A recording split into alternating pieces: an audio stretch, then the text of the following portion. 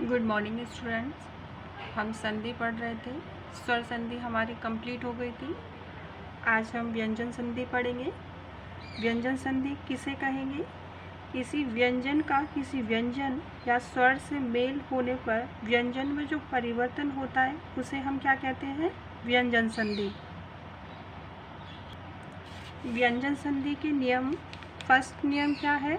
वर्ग के पहले वर्ण का तीसरे वर्ण में जो परिवर्तन होता है, तो किस तरह से प्रथम वर्ण और तीसरा वर्ग कौन सा होता है? हमारे व्यंजन किस तरह से होते हैं?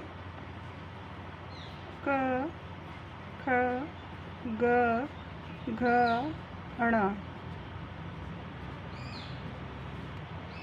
च, छ, ज, झ, ञ।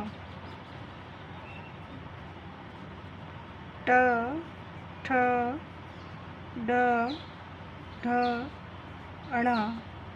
त, थ, द, ध, न। प, फ, ब, भ, म। इस तरह से होते हैं। य, र, ल, व, श। ये क्या है? हमारे व्यंजन है। सभी हलंत के साथ होते हैं, क्योंकि इसमें कंप्लीट कब होंगे? जब इनमें स्वर से मेल होगा। स्वर शामिल होगा तब ये क्या होते हैं? कंप्लीट होते हैं।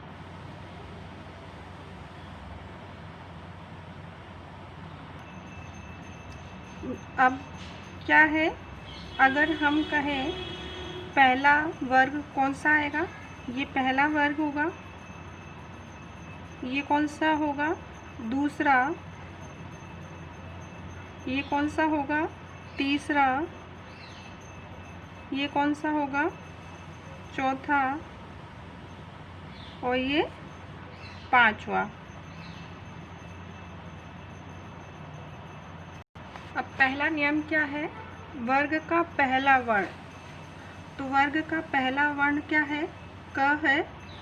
और अगर हम तीसरे वर्ग में क्या हो जाता है? परिवर्तन। तो तीसरा वर्ग कौन सा हुआ?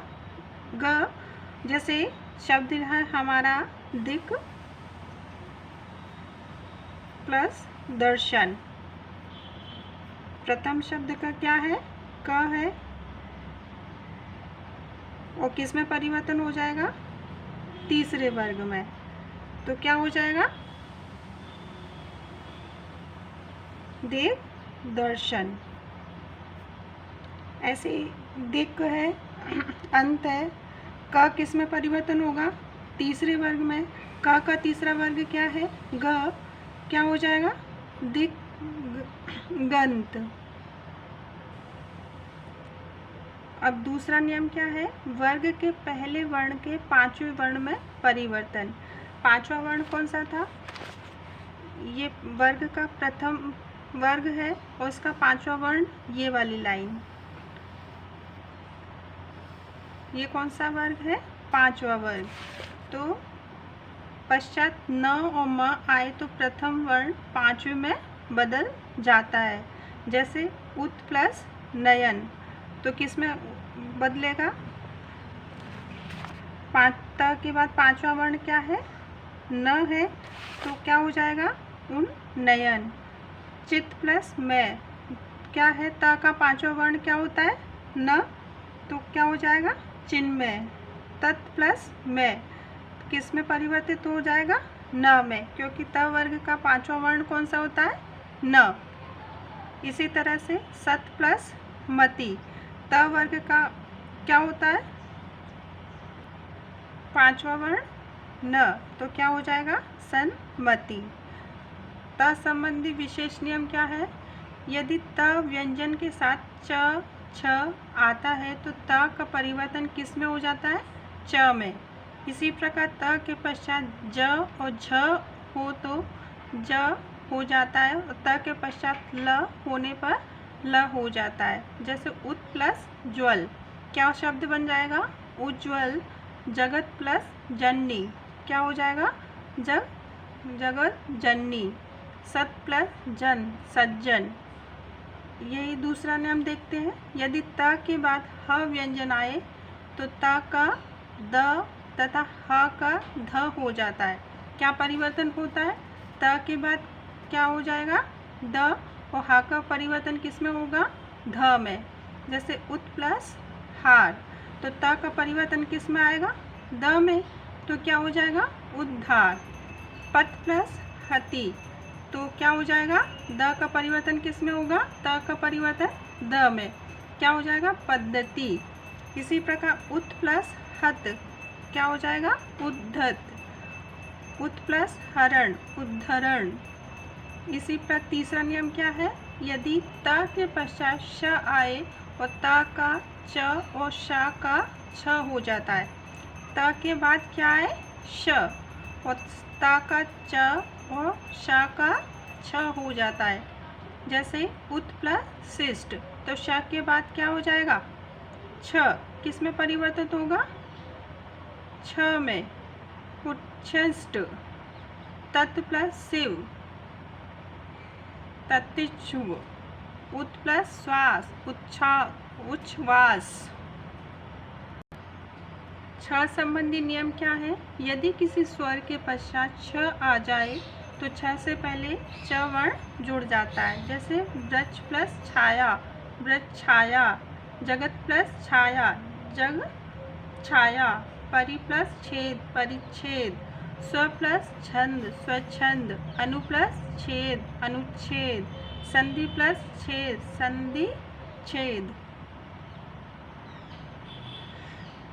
म संबंधी नियम क्या है? म के पश्चात क से म तक कोई व्यंजन आए तो म उस व्यंजन के पांचवें वर्ण में बदल जाता है। अर्थात क का ड़, च, य, ट, ण, त का न, प का म हो जाता है। तो जैसे कौन सा है? क का क्या हो जाएगा? ण, च का क्या हो जाएगा? य, ट का ण, त का न, प का म। जैसे किम प्लस कर, किंग कर, किर कर। सम प्लस तोष, संतोष। अन्य नियम क्या है? म के बाद य, र, ल, व, श, ह आने पर म का रूपांतर अनुस्वार में हो जाता है। जैसे ये क्या है? हमारे अंत्यस्थ व्यंजन है, य, र, ल, व। और ये श क्या है? हमारे ऊष्म व्यंजन है, तो इनका रूपांतरण किस में हो जाता है? म में। जैसे सम प्लस योग, संयोग। सम प्लस श, संशय। सम प्लस स्मरण, संस्मरण। म के बाद म आने पर द्वित्व म का प्रयोग किया जाता है। जैसे सम प्लस मोहन, सम्मोहन। सम प्लस मति, सम्मति। न का ण, री, र, श से न का ण हो जाता है, परंतु यदि इसके पश्चात च वर्ग का ट वर्ग, त वर्ग का श और स आता है तो न का क्या हो जाएगा? ण नहीं होता। जैसे हर प्लस न, हरण। क्या हो जाएगा? न का ण।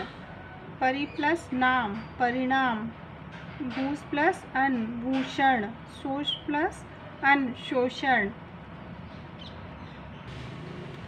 स का श होना, स से पूर्व अ, आ से भिन्न स्वर आए तो सा का स हो जाता है। जैसे अभिषेक, अभिषेक।